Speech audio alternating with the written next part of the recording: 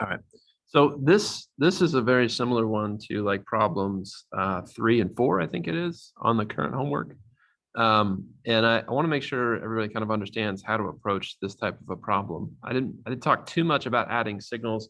I was hoping it was maybe a little bit intuitive, but it may not be for some of you guys. So I wanted to walk through this.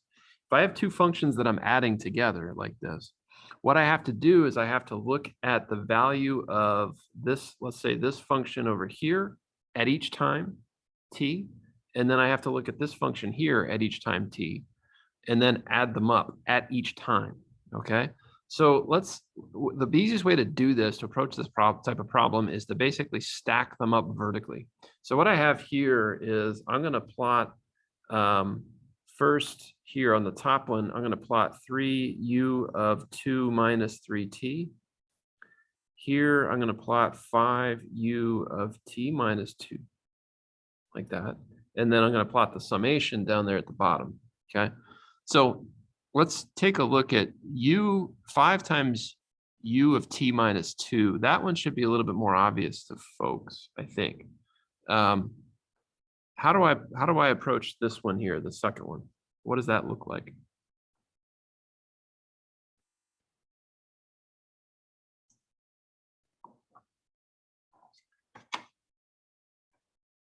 What is that supposed to look like? It's got an amplitude of 5 that starts at t is equal to 2. Yep, it starts at t equal to 2, right? So let's say here's 1, here's 2. So this guy's gonna go up 5 and over forever, right? So he starts at t equal to 2. Okay, let's call this 1. Now, the one on top there is a little bit trickier, right? This is just like the one, if you look at the video that I posted recently, it kind of goes over an example like this one. This guy's got multiple things. This guy actually has a scaling, a shifting, and a reversal going on. So what's the first, if I'm gonna approach this, what's my first step on a function like this one? Factor out a -1. Well, yeah, factor out a -1. I'll actually go so far as to factor out a -3, I guess, right? Which will turn this into -3 times t minus 2/3.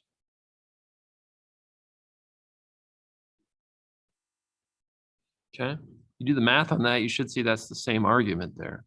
All right. So this guy basically, it's sort of 3 steps. Because I have so I've got 3 things going on. One of them is a reversal, one of them is so reversal meaning there's a -1, which turns the signal around. When I have a factor of 3 there, what does that do? What's the result of that 3? Compacts the function. Compacts it, which is a little bit of a weird statement for something like a step function, because the step function is infinite in extent. It's not really going to mean anything to kind of compact something that's infinite. Infinite divided by 3 is still infinite. So if I look at this guy, right? So let's look at this in steps. So the first step is I do the stuff outside of that parentheses. So I take 3u of t. All right. So step 1 would be to take 3u of t, and to perform the shifting on that one, to turn it into 3u of minus 3t. All right. What would that look like? What should that look like?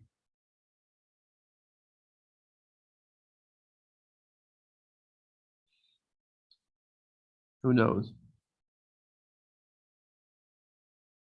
What's the easiest way to try to figure that out? If you guys are putting it in, yeah, all right. What's the easiest way to try to figure that out? If I plug in values of t, what's going to happen?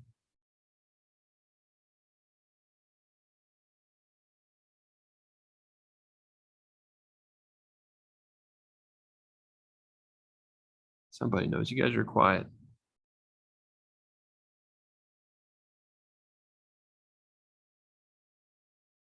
It should reverse it, right? And you guys All right, I'm gonna ignore that. Would That should reverse it with an amplitude of 3. reverse it with an amplitude of 3, right? So this guy's gonna look like, so it would look like this. It would just reverse it. That you don't really see the effect of the compacting here, right? Because it, what does it mean to sort of compact something that's infinite in extent, right? That's the first part. Then what do I have to do? Then I have to do the shift of it. So then I have to take that result and do 3u of minus 3 times t minus a third, or t minus 2/3. Okay, that's going to have the effect of just pulling this guy over so that he starts at 2/3, like that. So he's a height of 3, and this guy's a height of 5. All right, now how do I add those? Well, I said I needed to add those at each time t, right? So basically what I do is I say, well, at this point here, the result is whatever the value is here plus whatever the value is here. And then at this point, it's whatever the value is here plus whatever the value is here. So basically what that says is this guy's going to go along like this. He's going to be at 3. And then at 2/3, he's going to drop down like that. And then what's going to happen when I get to 2? Or what happens in between, I guess, 2/3 and 2? What happens in this range right here? What's the sum? 0. Be 0. Yep. And then when I get to 2, it's going to jump up to 5. That's the summation of those two signals. Basically, what you're doing is you think of this as kind of this vertical addition. And each time t, your output here, x of t, is the summation of those two things. All right. And if you had, in this case, I've got a gap between where those two functions are. If they overlapped each other, then in some cases, I might have 3 plus 5, right? Now there is no overlap here, but if you look at the homework, I think there is some overlap going on in that particular case. Okay. All right, questions there? What does the -3 do again? Well, the -3 is a reversal and a compaction. In this case, the reversal means everything. And the way I can check this is I plug in values of t. If I plug in t equal to 0, this guy becomes u of 0. So u of 0 is supposed to be 1. If I plug in if I plug in t equal to -1, I get -3 times -1, so I end up with u of 3. So that also would be a value of 1. So that's telling me as t goes negative, what I'm seeing is what u of t does when it's normally positive, which is where the reversal is coming in. Does that make sense? You've effectively reversed the meaning there in that particular case. Yeah, I think I got it. Yeah. Okay. All right. So that's one sort of example. The thing is, you got to remember to add those up vertically. Now, in problem 6, you're given this kind of function x of t, which looks something like this kind of series of impulses like I've shown right here. So this is my x of t. And what I want to do is I want to create some new function. I'm going to call it g of t that is shifted by, so it's x equals 3 minus 4t, like that. So I want to take this function x of t over here, and I want to do this whatever operation on it. All right. So how do I approach? What's the first thing I got to do? I got to modify that argument, right? How do I modify that? What should I do? Pull the -4 out. Pull the -4 out, and then I have t minus 3/4, like that. Okay. So I think it was it was Anthony. I think you said this, right? This is basically 3 sets of operations now, is the way I think about this, right? So there's a reflect. That's where the -1 comes in. There's a compaction. And then there's a shift. We're going to look at them in that order. Okay. So what happens when I reflect x of t as I've shown it there in the upper left, what's that going to look like once I do that reflection? So just to be clear here, this guy is located at, this is the t value -3, and this is the t value of 1. All right, so what does it look like to reflect that signal? Where'd the impulses move to? The t equals -3 is gonna move above the x-axis, and then the 1's gonna move below to be -4. Yeah, well, so the reflection that's going on is across the y-axis. So basically, which I think is maybe is not sure if that's what you're saying. If you're saying they're going to flip across the x-axis. No, I got it mixed up. Okay.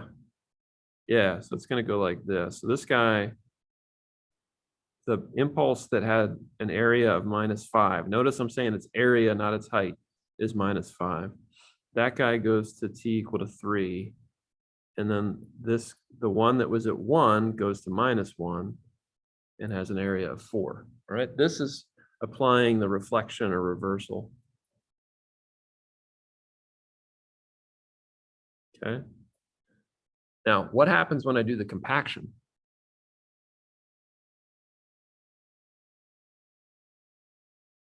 How do I approach that?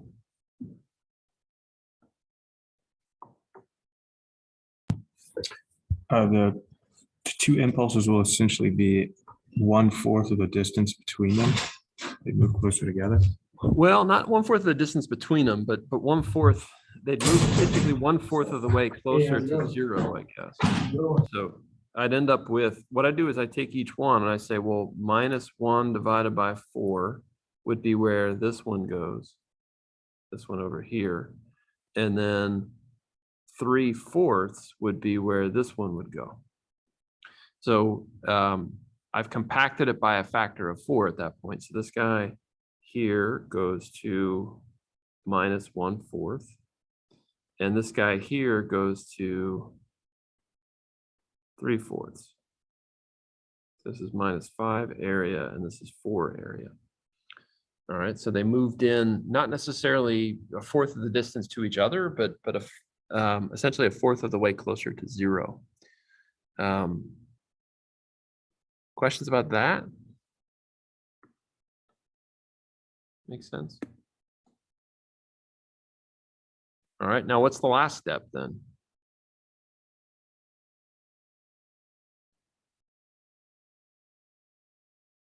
What do we have left?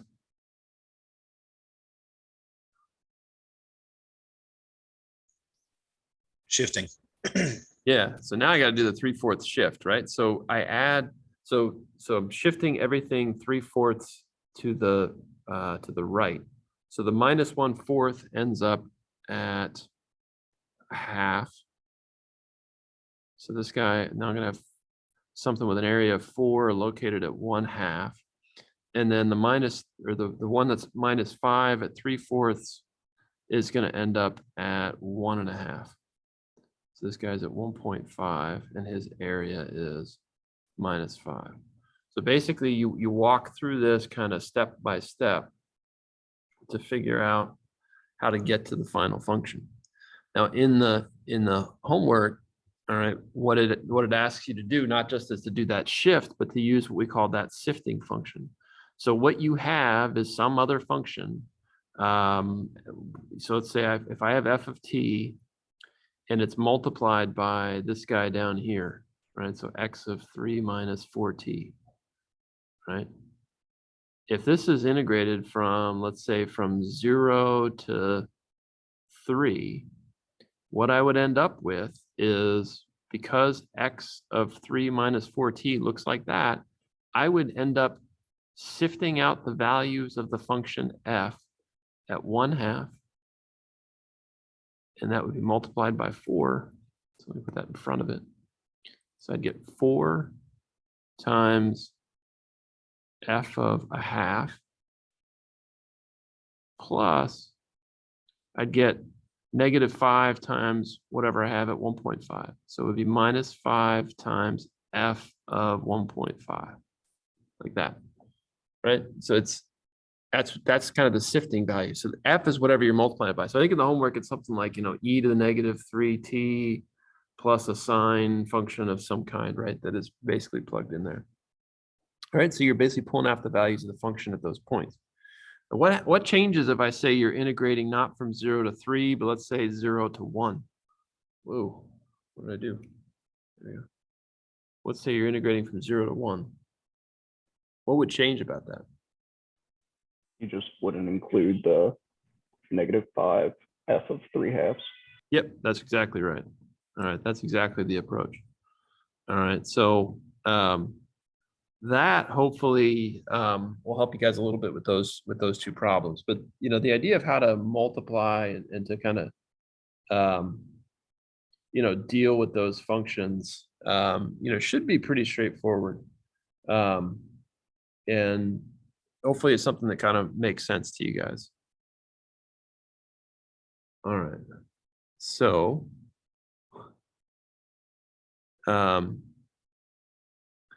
let me keep so with that, I guess I'm gonna keep going. I want to go back to where we were on Monday, which was that we looked at. You can go back and look at the slides and the notes and the lecture if you want to do it. But we basically walked through all of the Fourier series coefficients for a series like this, where we were given values like this.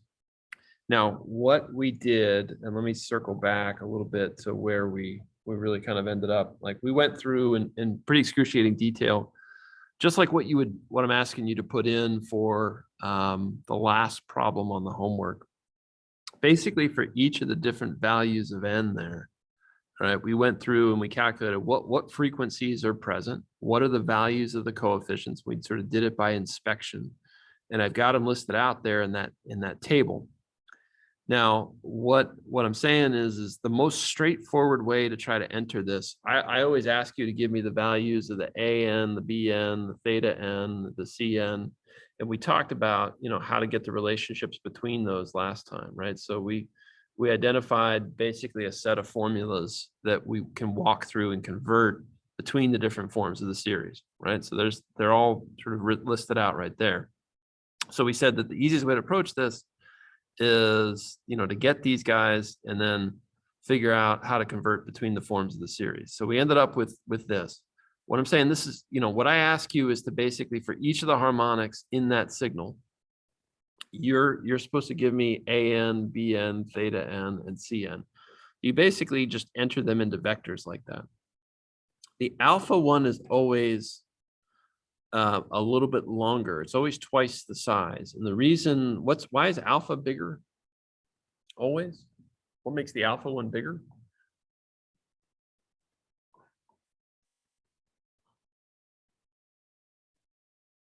What's true about, so let's just go back to the forms of the series here, right? So there's these three forms we said of this Fourier series thing. All right, we had the sine cosine version, the shifted cosine version, and this complex form, right? Why is it the case that the complex form of the series is going to have twice as many components? Why is that? What's going on here? How am I representing my sine waves in this form?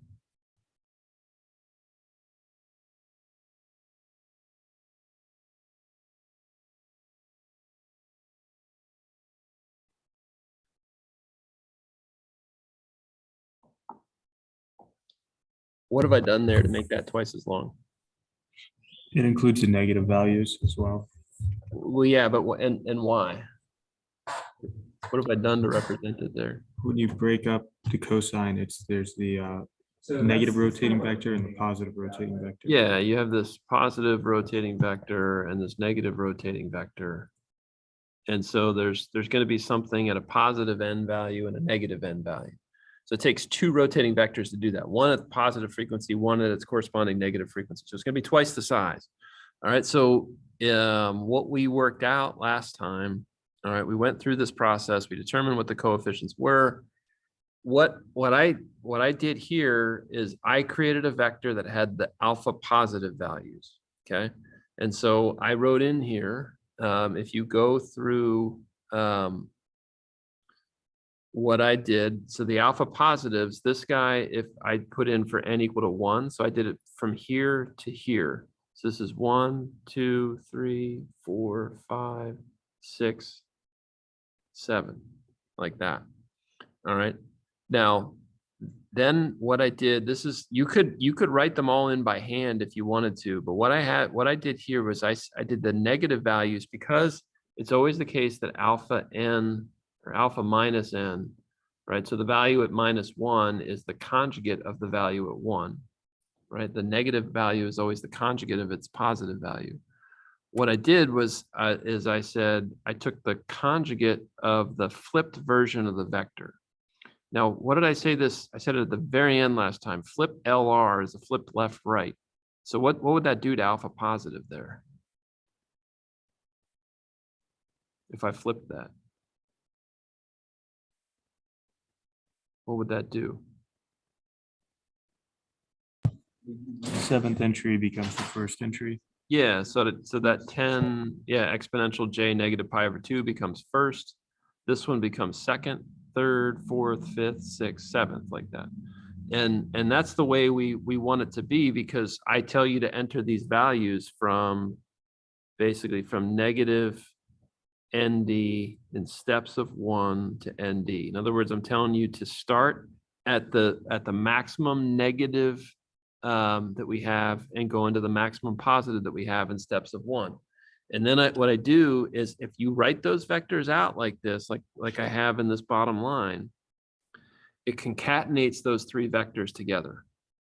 All right. Now what I did was I put the DC term in the middle, because the DC term doesn't have a corresponding negative value, right? N equal to 0, there is no -0, right? So I put that one separate. Again, you could write those values in by hand, and you could say, well, what's the value for -7? What's the value for -6? And go all the way to 6. I'm just saying this is one easier way to do it. You don't have to do it this way, but this is just kind of one kind of code simplification. Now, one of the things that you could come up with, I'm not gonna go through this in a whole lot of detail, right? This is one way to potentially try to do this, I guess, that maybe is a little bit more straightforward if you're comfortable with coding, right? What I did was, when I look at this version of the series, I'm gonna go, yeah. So when I look at this signal, this is the original signal I was given right here. All right.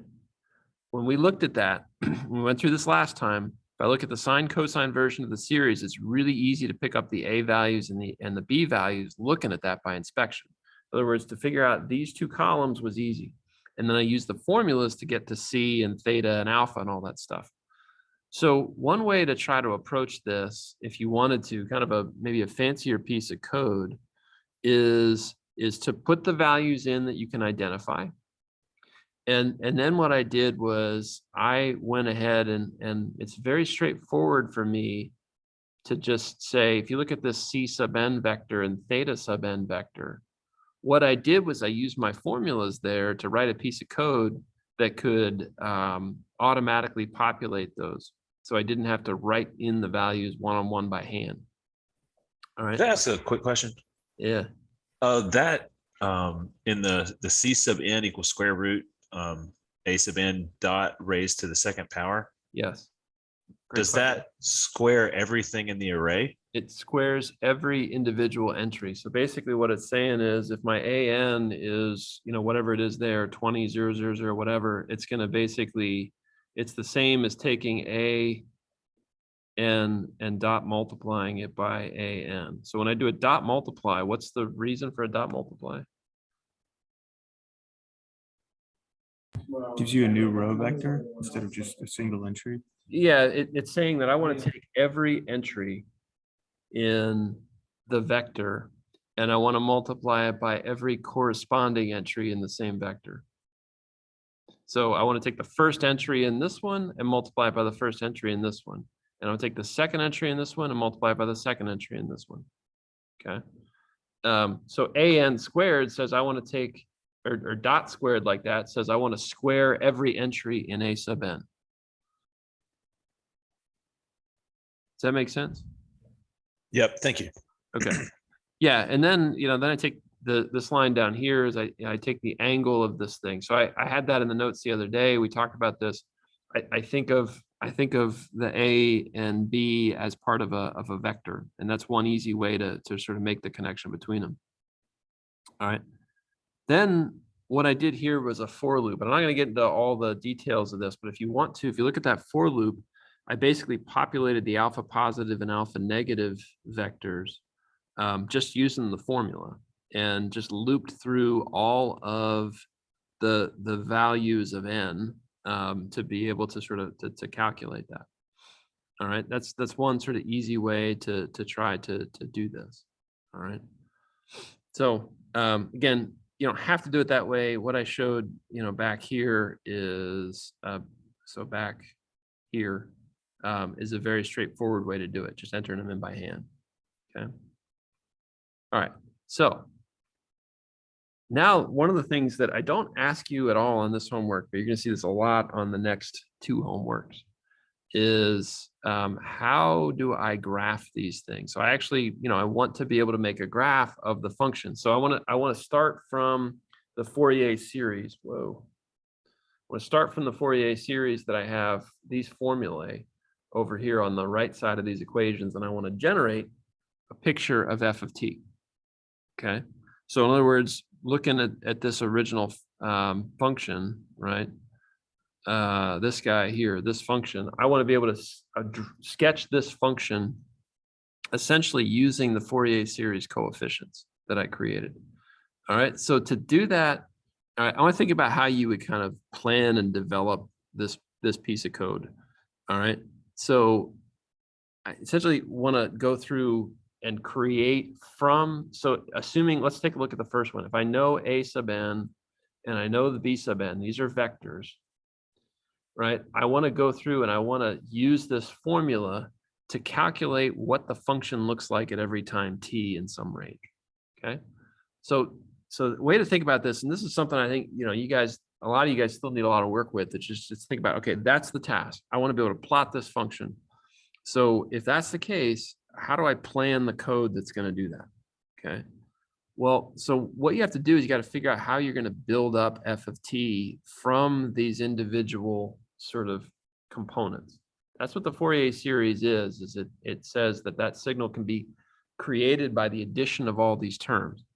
So I want to plan out the code to do that. So basically what I do is I'm going to create an empty vector, all right, that has takes each form of the Fourier series. So in other words, there's going to be one for the sine cosine version and one for the shifted cosine and one for the complex. Okay, one for all three of those. And then what I'm going to do is I'm going to create an n vector. All right, this n vector is going to basically be it's going to hold the values of those harmonic numbers for me. All right, so the values of the harmonic numbers, what are those values? What are the n values in these Fourier series? What values do they take? What values do the n vectors take?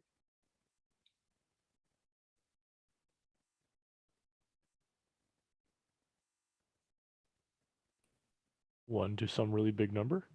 Yeah, so yeah, I mean, one to some really big number. So basically what you have to do is you got to say, well, what harmonics do I have? So we looked at this signal here, and what we saw was that we were dealing with it from n equals 0 to n equals 7. So what I do is like I define something that said, okay, well, nd is 7. That's the maximum number of harmonics that I'm going to look at. So my n vector would start at 0, increment in steps of 1, and go to n sub d, right? So I usually put these subs there when I have a subscripted variable like that, okay?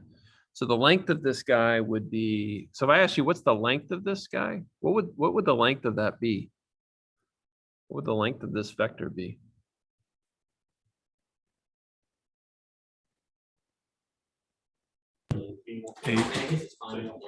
Did you say 8, Logan? Yeah, I said 8. Yeah, 8, right? So if ND is 7, from 1 to 7, there's 7 values. 0 to 7, there's 8 values. That guy's got a length of 8. So the question is how, so I'm going to create empty vectors, I said, for this. So I'm going to forget what I called them here. I guess x1, x2, and x3, right? So I'm going to create empty vectors, meaning x1 is going to be basically 2 brackets like that. All right, so this, let's call, right, so one of them is going to be, how did I do it? Let's see. The shifted cosine is x1, the sine cosine is x2, and the complex is x3. All right, so what I'm going to do is I'm going to say to do this, I want to create this summation using a for loop. Okay. So what I'm going to do is I'm going to say, I got to make a t vector. I want to say I got to draw this over some time period. All right. And my t vector has to be whatever range I want to deal with. So did I include my t vector in my code? I didn't. Let's say my t vector, I wanted to do it for whatever reason between -2 periods all the way up to 2 periods. And I did it in steps of, t over 1,000. And it's a very typical way that I sort of define it. Then what I do is I say, well, I want the vector x to be empty. Then I'm going to create this sum here using a for loop. Okay. How would I set up a for loop here to do this? Let's say I wanted to generate this. How would I set this for loop up?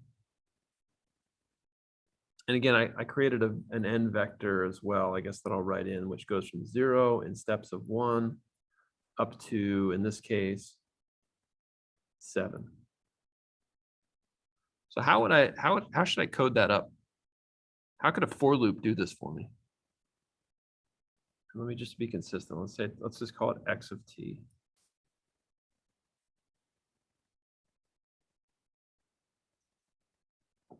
How should I approach that? Find the value of x at that point and then add it to a total. Yeah. And what about this thing right here? So this thing right here, it says that I need to add up for each new value of n, I need to add to the original series. Okay. So if I think about this, what I'm going to say is I'm going to have some index. Let's say I'm going to call it I. And I'm going to loop through this thing from 1 to 1 in steps of all the way up to, let's say, the length of n, like that. Okay. I'm going to loop through the values of n. Now, when n is equal to 1, all right, when n is equal to 1, what is this formula saying? When n is equal to 1, what do I have here?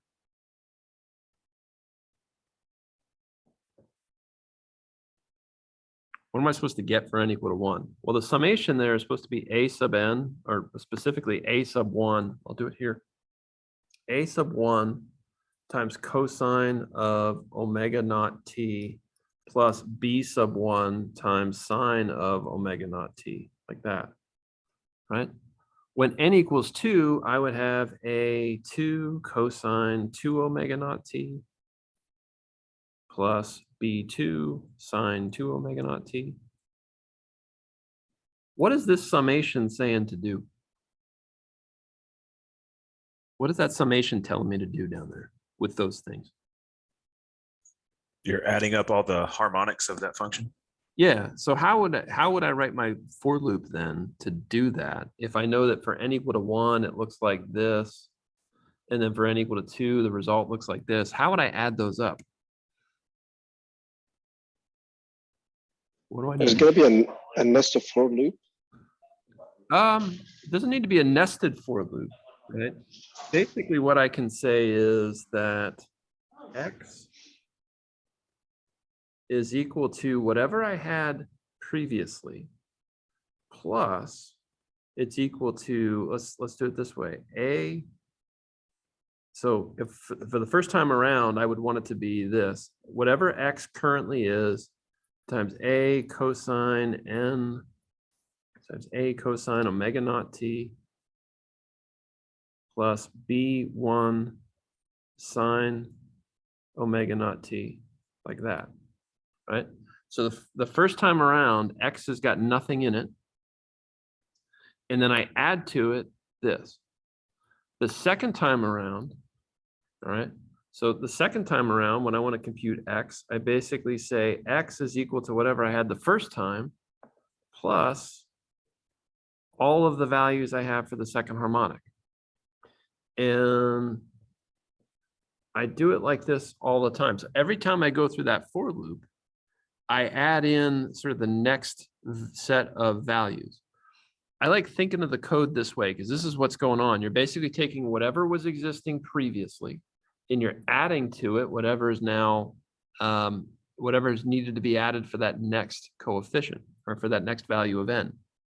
All right, and you keep looping through that until you've built up the whole thing.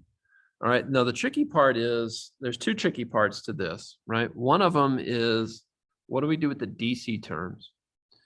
And the other one is basically the fact that I've got, you know, N values and I gotta loop through vectors. So I gotta index vectors, right? So N equal 2 is not something you can plug in. We had an N vector. My N vector was N equal to 0 in steps of 1 all the way up to 7. So that means that how would I get N equal to 2? How would I get the value of N equal to 2 in this formula down here? It would be N of what entry?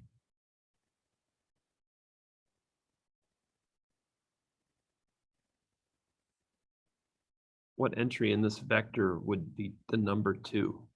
Be 3. Third Yep. entry. N of 3 is the one that's equal to 2. So if you look at what I did here is, all right, I've got this if statement.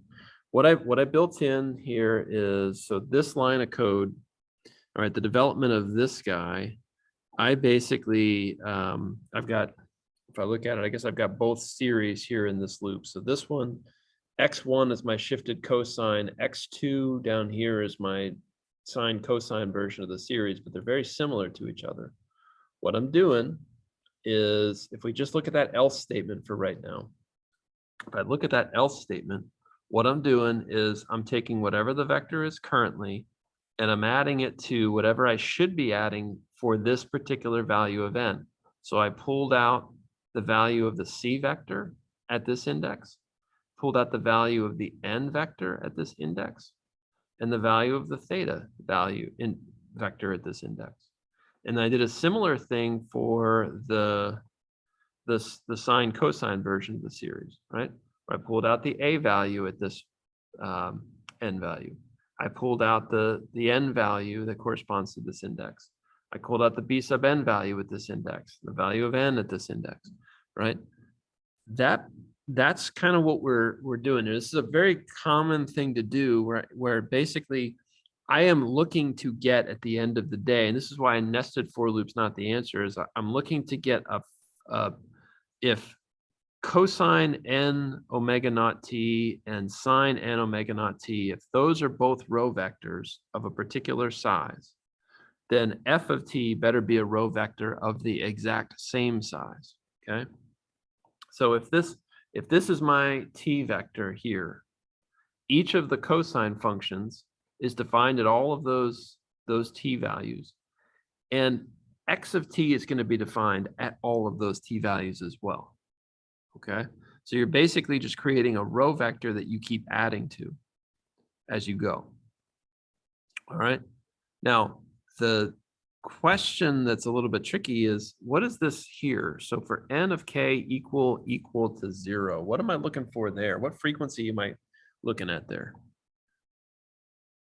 The AC, The DC term. the DC Right. term. DC term, right? So that's 0 hertz, basically, is what that corresponds to. So what I've done here is I've taken the coefficients that I have, all right, at those particular points, and I use the formula, right? Because it's C sub 0 divided by 2, and it's A sub 0 divided by 2, And I multiplied those by a vector of ones that has the same size as the t vector, because this is a constant. Remember, DC is a constant signal. All right. Questions about what I am doing here? There probably are, and your brain's probably not ready to ask them yet. That's my guess.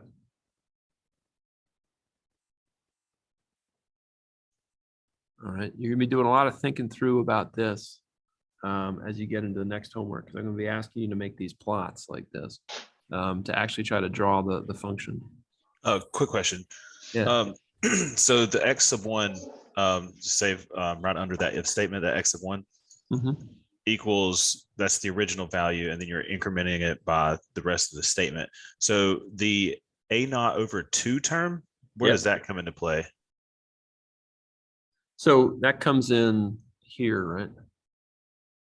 So Oh, I see it. I see it. Okay. yeah. So what you're doing there is you're taking the first entry. So when n of k is equal to 0, that would ultimately be when k is equal to 1, right? But I find it easier to check on the value of n rather than checking on the index. I have a question related to problem number 2 in the homework. Like I Yeah. get to the point that says I really cannot get A and B. You're talking about problem number 2 of the homework? Yes. Well, that's okay. It's a little off topic for the moment, but Oh, I'm sorry. maybe at the very end. Okay. yeah. No problem. All right.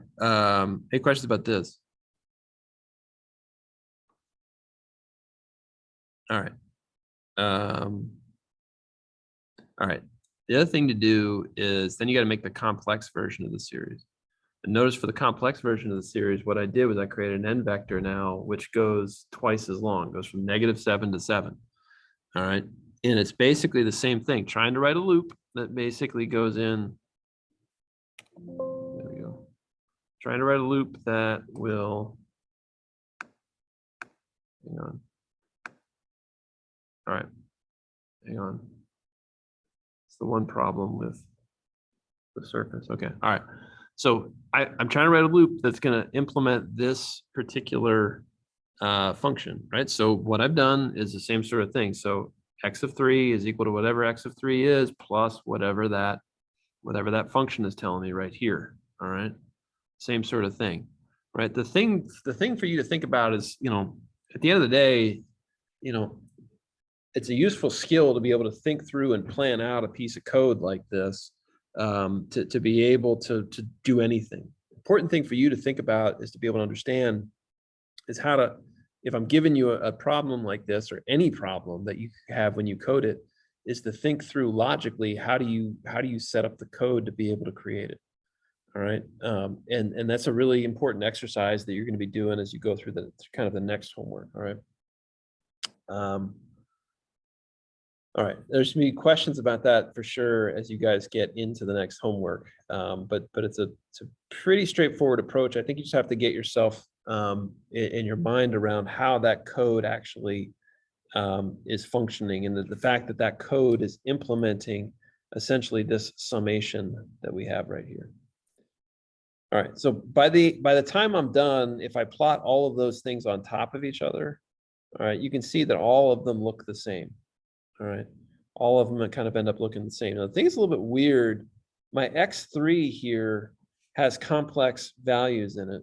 So when you plot something like this, you may end up seeing something like this where it says, well, the imaginary parts of x and y have been ignored. All right, that may be something that you end up seeing. That's not necessarily surprising, but it's probably not important. If you look at the imaginary parts, all right, they end up being, let me see, it's supposed to be the case that if I take e to the j n omega naught t and I add it to e to the negative j n omega naught t, that's supposed to be equal to 2 cosine. There's nothing imaginary about it. But if I look at it, I will sometimes see it complain to say that it has imaginary parts. The thing about that is, look at the size of these imaginary parts if I actually look at them. All right, 10 to the minus 15 is what effectively? A femtometer. Effectively 0, right? And the problem that you run into with this is that MATLAB, occasionally when you guys complain to me that something's not working for you, oftentimes the tolerances are screwing up on things like some number that you have that is numerically really, really close to 0, but not quite gone in the mathematical process. That's a really common and tricky problem that we sometimes have to deal with. All right, so sometimes you come across stuff like that. Just if you see that kind of a thing, if you looked at the imaginary parts, this is probably what you would be seeing, is that something kind of within the margins of precision issues, things are kind of still appearing that should be disappearing in theory. Okay. All right. So far, what we did, all right, basically is to say, if I gave you some function, how do I go through, and we did it, and we go all the way back to where we started on Monday, right? I basically laid out 3 steps for kind of doing these problems where, all right, too far back. I basically said, I can do this by inspection, where I find the fundamental period, I figured out what harmonic frequencies are there, and I determine the coefficients. And I can do that, we said, by inspection. Like if I'm given a formula, then I can do it by inspection. The more common thing in practice is I'm given a waveform, something like this ugly guy right here, and I'm asked to figure out what are the alpha values, what are the A values, what are the B values, what are the C values. It's not just a math question. What I'm saying is this is a real problem, because I may have like this voltage here. This is the voltage in epoch. If I need to figure out what harmonics are there and how much of each one, then I would need some way of taking those values and making that computation. Okay, so how would I do that? If I was just given data and I wasn't necessarily given a formula, how would I figure out the coefficients? So let's jump back to where we were. Okay. All right. Well, one thing to remember, and I'm gonna come back to that previous slide here, but there's 3 versions of this Fourier series. The idea of a Fourier series is it represents any periodic function. All right, any periodic function. And so we're saying any periodic function can be represented by these 3 forms of the series. Okay. I'm going to focus pretty heavily on this one for the reason that I have right here. And if I do calculus with trig functions, if you have something like this, x of t times cosine omega t, this ends up almost always being integration by parts.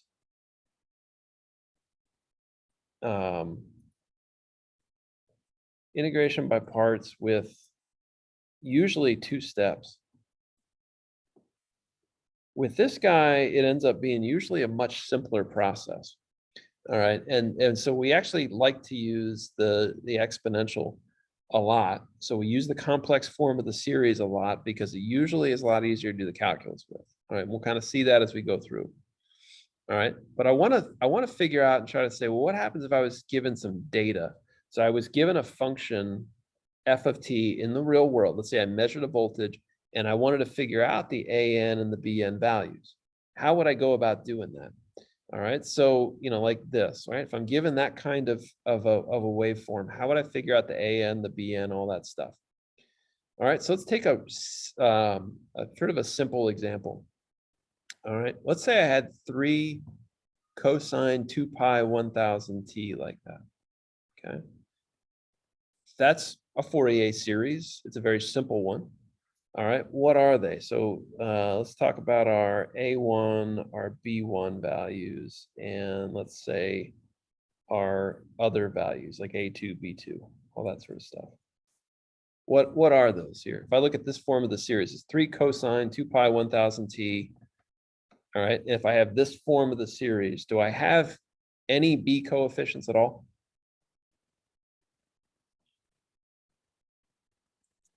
Nope. No, right? So B1 should be 0. What's A1 here? 3, right? Oops. A1 is going to be 3. And then all of my other values are all going to be 0, like that. So everything's zeroed out. looking at this, so I know what the coefficients are. I can tell by inspection. So there's a process basically to calculate those things, which kind of bears out like this right here. So look at this graphically, right? If I took 3 cosine 2 pi 1000 t and I multiplied it by cosine 2 pi 1000 t, that's what this is doing. Sort of a process. This is a block diagram. It's the way engineers like to think, is usually in terms of steps like this, as I kind of move through different steps. So this is a multiplication. Then I have an averaging. And then I have this multiplication that's going on here, right? I want to watch and kind of see what happens. If I look at, and maybe one thing to talk about, when I say average over a period, what's the formula for averaging over a period? How do I take, if I have some function x of t that's periodic, and I said to you, I wanted to calculate the average value of x of t. All right, so let's say the average value of x of t. I want to calculate that over a period. You should have seen that in calculus. We're going to do it a lot here, but anybody know what the formula is for that? Is it an integral from 0 to t multiplied by 1 over t? Yep, that's right. So it's basically you sum, right? You sum over the whole function over a period, and then you divide by the amount of time, right? So it's 1 over t times the integral of 0 to t. And technically, you can do it over any time, any period you want, right? So really, in general, just to be clear, you can really do this from t to t plus capital T. You can do it over any period that you want, and that will work. All right, but I just want to kind of understand graphically what the heck is going on with this particular picture. Okay, so if you took 3 cosine 2 pi 1000 t and you multiplied it by cosine 2 pi 1000 t, so this value right here would be 3 cosine 2 pi 1000 t times cosine 2 pi 1000 t. All right. I can get a trig identity that would tell me what that is. Anybody know what's going to happen when I do that? You kind of had this in the project.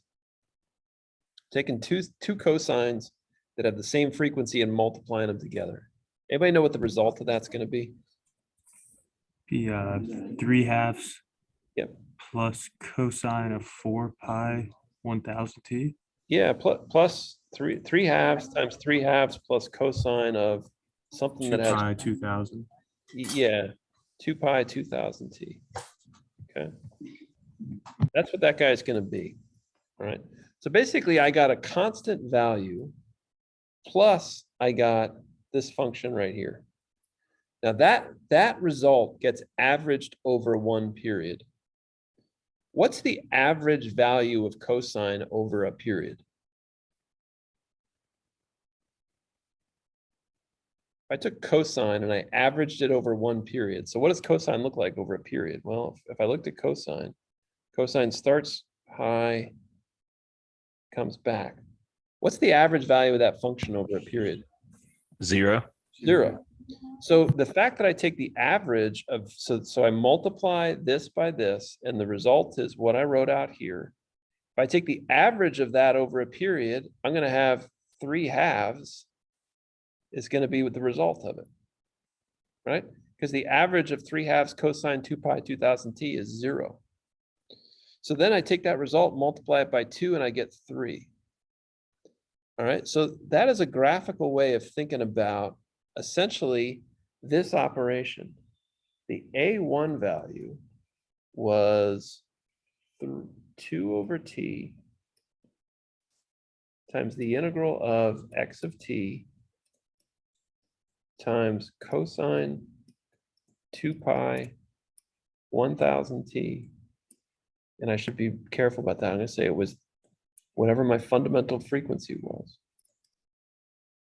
times dt, right?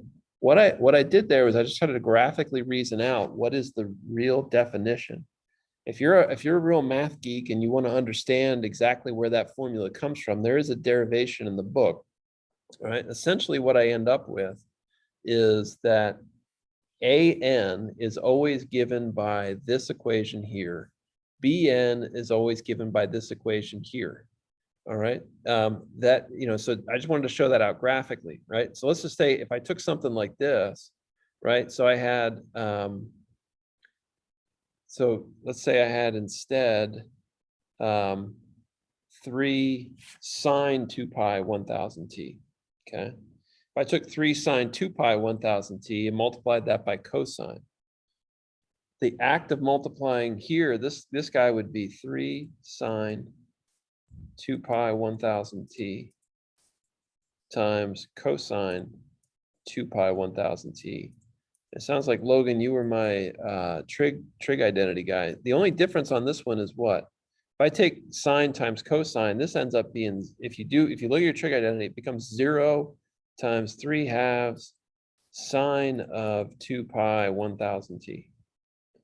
All right, if you look at what that looks like, you see it right here. What's the average value of that over a period?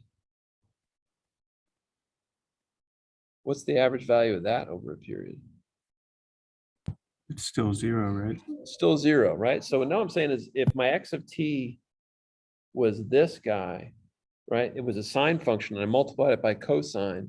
What I see is I get nothing as a result.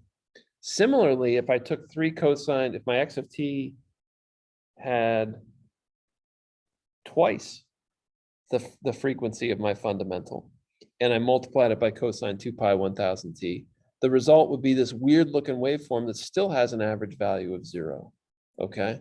So what it says ultimately in the long run is if I take my function and I multiply it by cosine n omega t, what I end up with is I can determine the value of a at the value of n.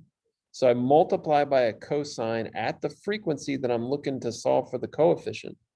And then I take the average and multiply it by 2. It's very easy to kind of visualize that graphically. It's tricky and not all that necessarily illuminating for you guys probably to go through the math. If you want to, it's in the book in chapter 9, and you can see that derivation. Now, the other thing is we often want the complex form of the series. All right, the complex form of the series is very similar. All right, what I do is, and notice I'm multiplying by negative j n omega naught t. All right, it's really important to have that negative sign. All right, when I look at something like what I have right here, I think I got to remember is because of the different forms of the series, these guys are for n greater than or equal to 1.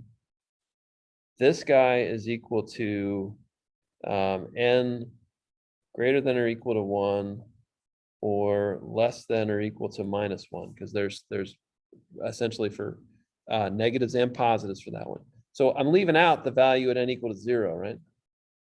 So why do I leave out the value at n equal to 0? What's tricky about that one? What's n equal to 0 correspond to in these things? The DC. DC, value? 0 hertz, basically. Right, so there's nothing there. So the same formula doesn't apply. So what do I do at DC? Well, I take the average value of the waveform. So what I do at those particular points. So for DC, these are our formulas, and then for the DC values, AN is always, A0 is always, and C0 is always 1 over T integral over a period. It's the average. And I should be careful. This is where it gets tricky. Alpha 0 is the average.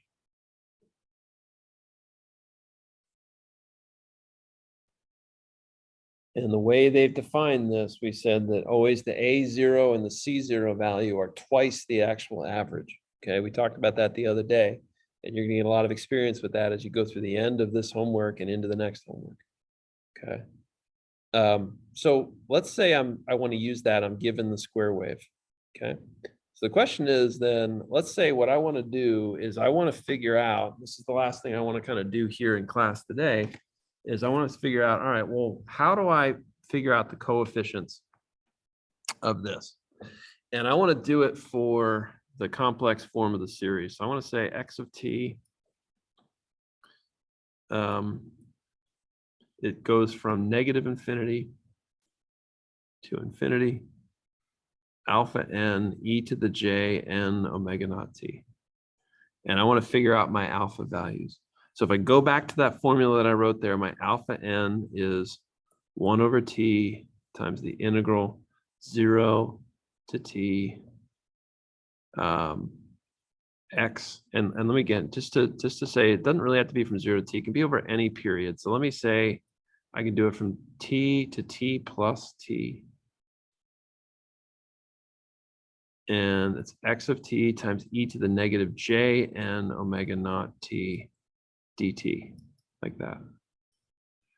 All right, so how should I approach this? I want to use this now.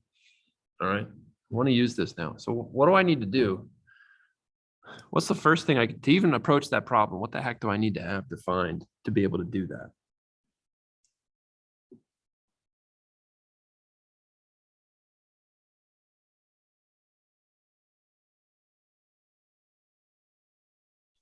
Do you have to find omega first? Well, yeah, I got to find omega. What else do I need to know? In this case, I'm going to say omega naught's 2 pi over capital T, because I haven't given numbers there. But it's important for me to know that. What else do I need to know? Well, x of t is this picture. I need to define x of t as some function I can actually integrate, at least over a period, right? So how could I define x of t over a period? Well, you can start doing some stuff, with u of t or whatever. I'm just going to say it's 2 from 0 to t over 2.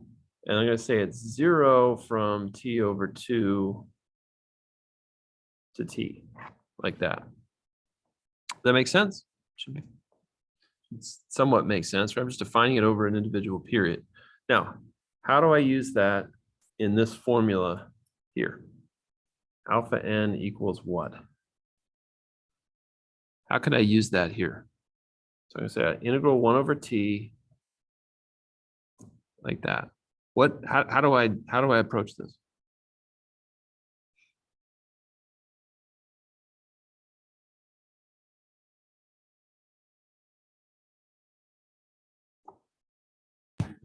Can you split this into two integrals? Yeah, totally can. Because the period split in half. Yeah, I Not the have period, to, right? but the- Yeah, because the function's defined piecewise, right? So I say from Yeah. 0 to 2, or so 0 to t over 2, x of t is 2 times e to the negative j n omega naught t dt plus 1 over t times the integral from t over 2 to t of what here? So what would I be writing out there, Logan? It's just 0, right? Yeah, 0 times e to the negative j n omega naught t dt. That says this is equal to 0. All right, so I have one of those integrals left to be able to calculate. So now I got to figure out how to actually calculate that. 0 to t over 2. If you can mute back there, Logan. Yeah. All right. How do I solve that integral? Right. E to the negative j n omega naught t. That's a pretty straightforward integral to do, right? How do I solve that one? I have integral e to the at. What is integral e to the at always equal to? 1 over a e to the at. Yep, 1 over a e to the at. So I said on the very first day, that's one of those integrals you really should know.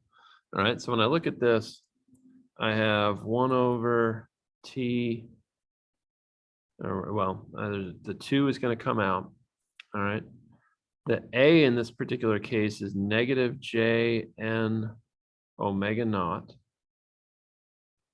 All right.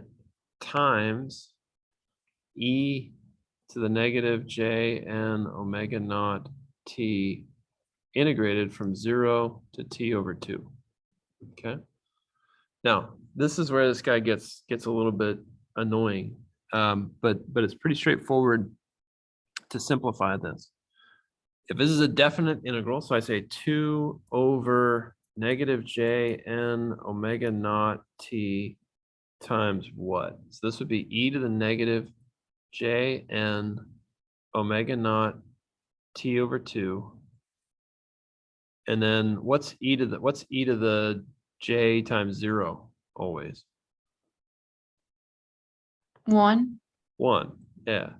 So what this guy becomes, and we said previously back on this slide, omega naught is 2 pi over t. All right, so I'm going to use that to simplify this guy a little bit. 2 pi over t. So I'm going to turn this into 2 over negative j n omega naught. And I said omega naught was 2 pi over t times t. All right, and I'm going to pull the minus sign into the integral, or into the parentheses here, and recognize that I have an omega naught there again. So I have 2 pi over t, 2 pi over t times t over 2, like that. Okay. Now I did that because then what I can do is simplify this guy down a lot. There's t's here that cancel each other, right? There's 2's here that cancel each other, and there's 2's here that cancel each other. So that's tricky to follow now, but what I have is 1 over j n pi times 1 minus e to the negative j n pi. Now, if you want to, you can simplify this guy down further. It's not hard to do because so e to the j theta is cosine n theta plus j sine n theta. Now, people always end up asking me like, oh, well, do I need to simplify this further? This for me is typically good enough because there's a lot of simplification, but it's really just math tricks. I've got the answer here pretty much at this point, and I could use this to sketch the function. So in other words, if I plugged in my values of n, I could use this with the formula x of t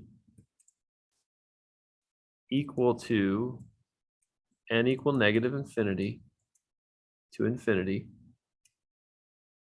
alpha n e to the j n omega naught t. I could use this formula with those values of alpha n that I determined. So 1 over j n pi times 1 minus e to the negative j n pi. I could use this to go through and to generate a sketch of that function. Okay, I could totally do that. And that is what I would typically try to do if I wanted to try to make this thing. So what I've done here is I've created some code that would make a plot of this thing and build up the coefficients. So let's take a close look at this. All right. So what I've done is I set up, in this case, I'm assuming that I had a frequency of 1,000. Okay. My period is 1 over that. And I said I'm going to plot it for 1 period. So what I ended up doing here was I basically, and I can change in my code. I basically say, well, let's try to do this for the first 2 harmonics. Okay.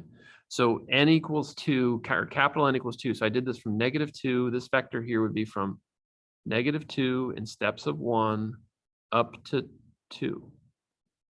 All right. And what I did was I created a very simple loop again, which calculated these alpha n values down here. All right. So just like I did before, I basically said, I'm calculating a value at each value of n. I'm calculating the coefficients. Now, what I'm doing is a concatenation here. All right. We'll talk more about that next time. All right. Not a whole lot of time to talk about that here, but we can talk about that further. And then what I did was I wrote something just like I did before, where I created an x vector that is equal to the size of my t vector. Okay. And then it's all zeros. And then what I do is I loop through all the values of n and keep adding on to whatever I have for x, whatever the next coefficient tells me to do. Okay. All right. And so you end up creating a graph with that. All right. And then you can relate this to all of the other forms of the series. Okay. All right. I don't want to get too much farther down that line. We can talk about that more next week because this will be in the next homework. All right, so you guys will probably be asking plenty of questions about this next week. But those of you that want to get started on the next homework will be able to do so, from what we've kind of talked about here. Okay. All right, so there was a question, Mohammed, that you asked about problem 2 on the homework. Yes, because like I got to the point, this is I get a squared plus 5a plus 25b e to the power at equal 10 e to the power negative 0.25t. And I get to the point like I really don't know how can I get a and b. Well, all right, so let's step back for a second. So what this was something I was saying in the chat yesterday. Let me see if I've got a blank slide I can use here real quick.